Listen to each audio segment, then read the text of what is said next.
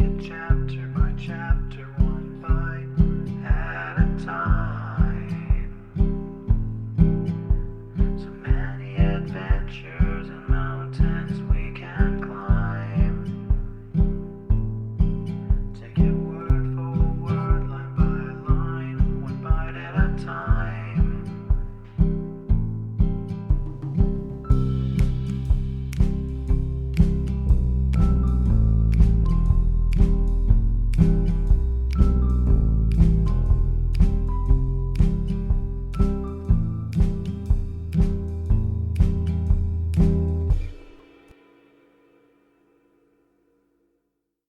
Welcome to Bite at a Time Books, where we read you your favorite classics one bite at a time. My name is Bree Carlile, and I love to read, and wanted to share my passion with listeners like you. If you want to know what's coming next and vote on upcoming books, sign up for our newsletter at biteatatimebooks.com. You'll also find our new t-shirts in the shop. More to come with quotes from your favorite classic novels. Be sure to follow my show on your favorite podcast platform so you get all the new episodes. You can find most of our links in the show notes, but also our website, biteatatimebooks.com, includes all of the links for our show, including to our Patreon to support the show, and YouTube, where we have special behind the narration of the episodes. We're part of the Bite at a Time Books Productions Network. If you'd also like to hear what inspired your favorite classic author to write their novels, and what was going on in the world at the time, check out Bite at a Time Books Behind the Story podcast, wherever you listen to podcasts. Today we'll be continuing Rilla of Ingleside by Lucy Maud Montgomery. Chapter 12. In the Days of Langemarck. How can spring come and be beautiful in such a horror? Wrote Rilla in her diary, when the sun shines and the fluffy yellow catkins are coming out on the willow trees down by the brook, and the garden is beginning to be beautiful. I can't realize that such dreadful things are happening in Flanders, but they are. This past week has been terrible for us all, since the news came of the fighting around Ypres and the battles of Langemarck and St. Julien. Our Canadian boys have done splendidly. General French says they saved the situation when the Germans had all but broken through. But I can't feel pride or exultation or anything but a gnawing anxiety over Jem and Jerry and Mr. Grant. The casualty lists are coming out in the papers every day. Oh, there are so many of them. I can't bear to read them for fear I'd find Jem's name. For there have been cases where people have seen their boys' names in the casualty lists before the official telegram came. As for the telephone, for a day or two, I just refused to answer it, because I thought I could not endure the horrible moment that came between saying hello and hearing the response. That moment seemed 100 years long, for I was always dreading to hear there's a telegram for Dr. Blythe. And when I had shirked for a while, I was ashamed of leaving it all for Mother or Susan, and now I make myself go. But it never gets any easier. Gertrude teaches school and reads compositions and sets examination papers just as she has always done. But I know her thoughts are over in Flanders all the time. Her eyes haunt me.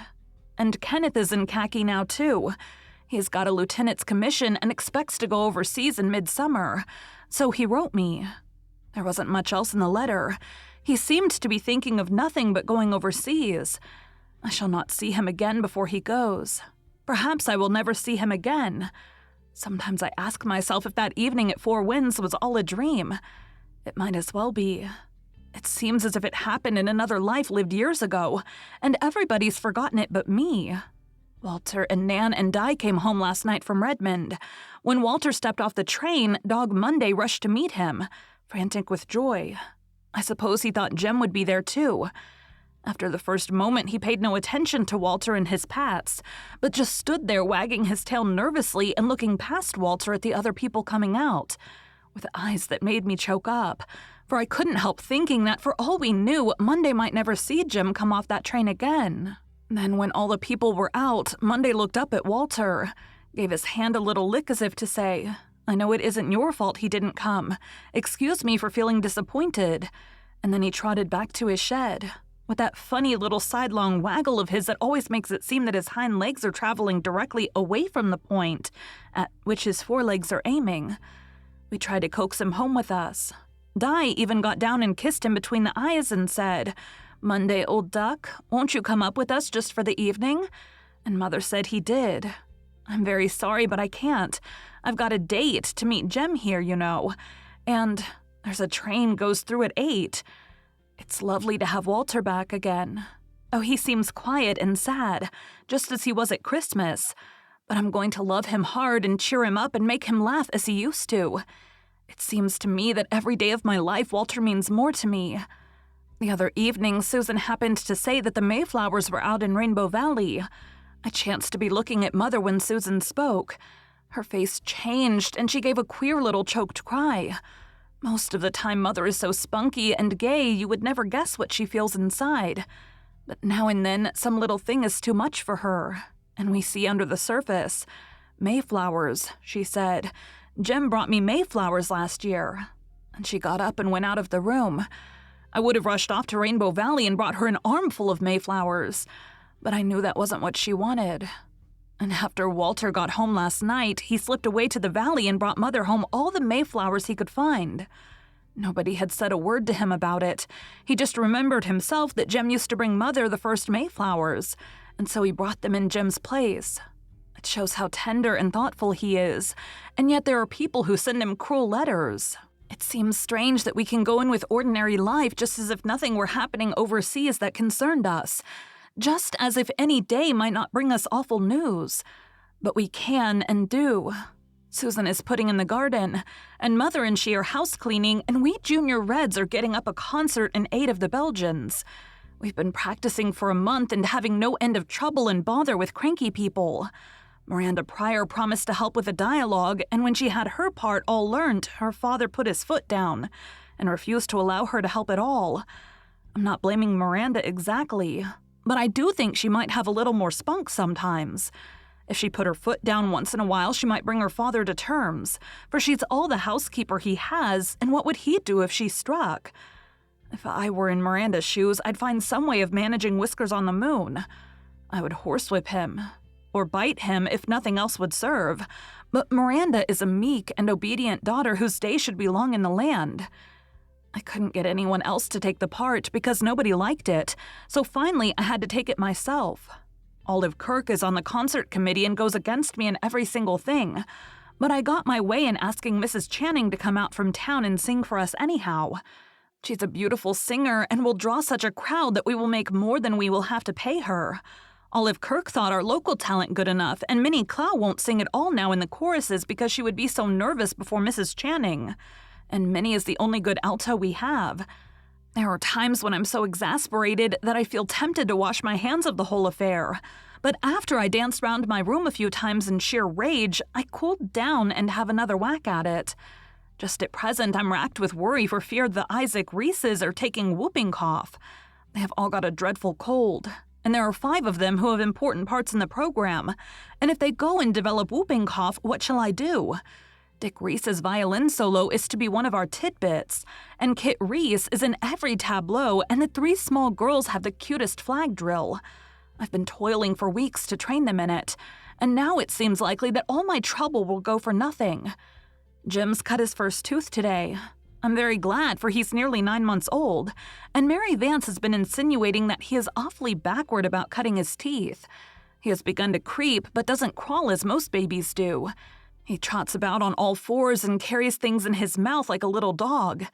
Nobody can say he isn't up to schedule time in the matter of creeping anyway. Way ahead of it indeed, since 10 months is Morgan's average for creeping. He's so cute. It will be a shame if his dad never sees him. His hair's coming on nicely too, and I'm not without hope that it will be curly. Just for a few minutes while I've been writing of Jim's and the concert, I've forgotten Ypres and the poison gas and the casualty lists. Now it all rushes back. Worse than ever. Oh, if we could just know that Jem is all right. I used to be so furious with Jem when he called me Spider. And now if he would just come whistling through the hall and call out, "Hello, Spider," as he used to do, I would think it the loveliest name in the world. Rilla put away her diary and went out to the garden. The spring evening was very lovely. The long, green, seaward-looking glen was filled with dusk, and beyond it were meadows of sunset. The harbor was radiant, purple here, azure there, opal elsewhere. The maple grove was beginning to be misty green. Rilla looked about her with wistful eyes. Who said that spring was the joy of the year? It was the heartbreak of the year. And the pale purpley mornings and the daffodil stars and the wind in the old pine were so many separate pangs of the heartbreak. Would life ever be free from dread again? "It's good to see PEI twilight once more," said Walter, joining her. "I didn't really remember that the sea was so blue and the roads so red and the wood nooks so wild and fairy-haunted. Yes, the fairies still abide here. I vow I could find scores of them under the violets in Rainbow Valley." Rilla was momentarily happy. This sounded like the Walter of yore. She hoped he was forgetting certain things that had troubled him. "And isn't the sky blue over Rainbow Valley?" she said, responding to his mood. "Blue. Blue, you'd have to say blue 100 times before you could express how blue it is." Susan wandered by, her head tied up with a shawl, her hands full of garden implements. Doc, stealthily and wild-eyed, was shadowing her steps among the spirea bushes. "The sky may be blue," said Susan, "but that cat has been Hyde all day, so we will likely have rain tonight. And by the same token, I have rheumatism in my shoulder." "It may rain, but don't think rheumatism, Susan. Think violets," said Walter gaily. Rather too gaily, Rilla thought. Susan considered him unsympathetic. "Indeed, Walter dear, I do not know what you mean by thinking violets," she responded stiffly. "And rheumatism is not a thing to be joked about, as you may someday realize for yourself. I hope I'm not of the kind that is always complaining of their aches and pains, especially now when the news is so terrible. Rheumatism is bad enough, but I realize, and none better, that it is not to be compared to being gassed by the Huns." "Oh my God, no!" exclaimed Walter passionately. He turned and went back to the house. Susan shook her head. She disapproved entirely of such ejaculations. "I hope he will not let his mother hear him talking like that," she thought as she stacked the hose and rake away. Rilla was standing among the budding daffodils with tear-filled eyes. Her evening was spoiled. She detested Susan, who had somehow hurt Walter. And Jem. Had Jem been gassed? Had he died in torture? "I can't endure this suspense any longer," said Rilla desperately. But she endured it as the others did for another week.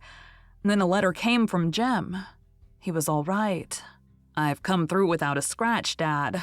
Don't know how I or any of us did it.